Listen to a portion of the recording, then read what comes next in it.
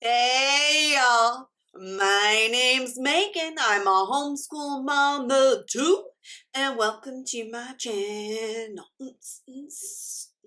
Okay, you guys, I am having a day. I cannot find anything. I keep setting stuff down or walking away, or it grows legs and walks away. I don't know. But anyways, I'm happy to see y'all. How y'all doing? What you up to these days? You know what I mean? Today's video is super exciting, you guys, because I'm going to be doing another book outlet haul! Wah, wah, pew, pew, pew. I've got my not so kid-friendly, not kid-friendly at all, box cutter ready to go. Let's open. And you know what? Like right here on the box, they're going to tell you not to use that box cutter, but you know what? Like, I'm a grown woman. I'm going to do what I want.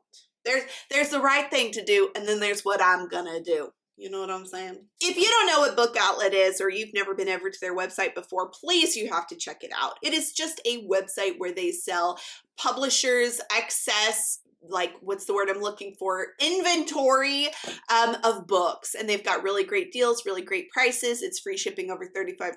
This is not an ad. So what's up? Like, holler at me, Book Outlet. You know what I mean? Let's make this happen. Because your girl do love to shop at Book Outlet. Most of the books that I'm going to show you guys today, they are holiday books because we are at the end of October, which means quickly we're going to be rolling into Thanksgiving and then the big show that is Christmas. But I also have a few other things. I can't even really remember, but I know that it's not all holiday or Christmas themed.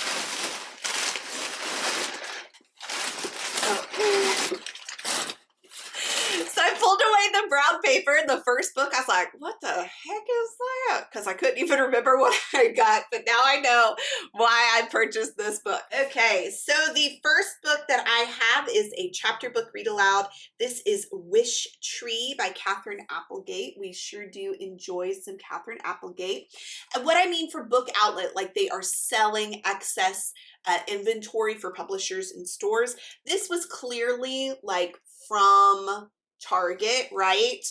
Just didn't sell, and then Book Outlet got their hands on it, and now it is ours for a really fraction of the price. This is actually one of our Dart reads that we will be looking at, I think, in the next year, but it is actually from the perspective of a tree, and I think it's going to be really precious, and it has great illustrations. Catherine Applegate's books, she always does a good job to make sure that those illustrations be poppin'. So I'm looking forward to this one, and I think that my kiddos will as well. Oh, look, we got a possum. In this book, the tree, the wish tree, it's like a special tree, and everyone in town brings it little things to adorn it, like scraps of fabric or little decorations, and in exchange, I guess they'd be asking for a wish. Well, I'm glad that I got this one because I know it was just a couple of bucks, and it's something that we definitely needed for our Dart programming. Let's see what else we have inside this box. Ooh, same thing with the next one. This is a novel for our read aloud. Also, it looks like it came from Target. And this is Ways to Make Sunshine by Renee Watson. Okay, so this book, Ways to Make Sunshine, is actually the first part of a series, and it's going to follow a little girl as she moves into a new home and her dad has a new town. So I think it's going to be really cute. Ryan Hart is her name. How precious. Let's see if we have any illustrations. Oh, yes. This is going to be a good, oh, it's really dark. This is going to be a good read for us. Again, just part of our Dart programming, but I know we just got it for a few bucks, but it looks like we've got great illustrations here. We really haven't gone into a book that's like a narrative coming of age story or new experiences for a girl. So I know that my eldest Winnie will be very, very excited about that. She's very lady centric. I guess we're like raising them strong around here. She goes so far as to not even want to listen to music on the radio unless it is a woman singing. So I think having this story told from the perspective of a little lady will be very exciting for her. Okay, this next book, I actually don't know anything about it except for it did two things that I needed it to. And this is Calico the Wonder Horse by Virginia Lee Burton. All right, I got this book. I'm going to be real for two reasons. Number one, I wanted to get a Christmas holiday themed read, and my kid loves horses. Horses. I don't know why it came out like that. And my kid loves horses, or horkies, as my youngest daughter calls them. So this says that it is a classic Christmas tale. Oh, wow. First published in 1941, so I would say so. And it seems to have these really cool block illustrations. Wow, look at that. And the pages transition colors from green to red because, you know, it's a Christmas horse. So I'm going to guess this is going to be a tale about horses and Christmas time, but the illustrations are wonderful. I love that block illustration. That is such a high talent technique. So we'll look forward to reading this one come Christmas time. And the cover also has this really lovely, trying to get it into some light here to show you. There you go. Really lovely, metallic lettering. So Calico the Wonder Horse. Interesting. This next book is just a really fun one for Christmas. This is a Usborne Mosaic sticker Christmas book with over 2,000 reusable stickers, to which my kids say challenge accepted. We'll show you what reusable stickers are. Oh, this is so cool. Okay, this is probably more for my 7-year-old. So each page is like a shiny reusable sticker surface, and it's gridded, and then they are given the target goal as to what they're going for here. So for example, these guys, this is snowmen. And then they have to flip to the back where the pieces of sticker are to recreate that snowman in the grid. I think that's going to be pretty cool. It's going to be an interesting take on some artistic technique practices with gridding. We'll see, but how cool and colorful are these? Look at the little penguins. Okay, the next book I think is really, really precious, and this is Counting Birds, the idea that helps save our feathered friends. And look at this illustration. Isn't that wonderful? So this is about trying to help endangered birds in a program to count them. So we have been doing a unit based off of our American Raven unit from October. I'll link that below. And I just thought this would be a fun extension. And it talks about the conservation project as well as different types of birds. And look at how beautiful and interesting this illustration style is. Ooh, and we love something that includes some good biography in the back. So this is by Heidi Stempel and illustrated by Clover Robin. You go, Clover Robin. Look at how beautiful that is. Oh, get it? Clover Robin, and the book is Counting Birds. Okay, the next two books I'm excited for, but I'm going to tell you right now, I don't vouch for them in any way. I know very little about them. I just ordered them because I needed some material for our Thanksgiving unit that we're going to be doing in November. So this first one is Thanksgiving is Forgiving, and this is by Margaret Sutherland. And I think it's just a simple kiddos book about the idea of gratitude and Thanksgiving, because that's really what we're going to be talking about next month, because if you're American, then you know that Thanksgiving is in November. So it just walks a little kid through their day as to what they are thankful for, right?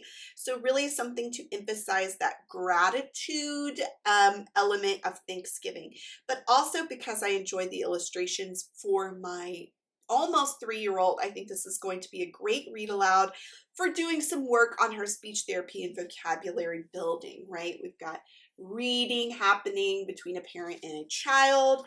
There's dog walking, lots of fun things for us to talk about and point at and build that vocabulary and talk about gratitude. And then this one is Thank You, Sarah, the Woman Who Saved Thanksgiving. And this is by Lori Halse Anderson. This is the one that I was most interested in because it is part of my historical knowledge of the holiday of Thanksgiving. I'm not talking about any sort of symbolic feast between indigenous peoples and colonizers, but really about the history of the holiday in America.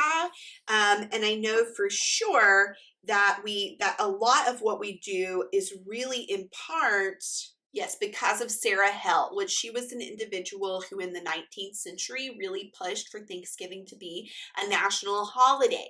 Before that, we had something that was akin to like a Founder's Day, and she really pushed for this transition to the idea of Thanksgiving. I like the illustrations.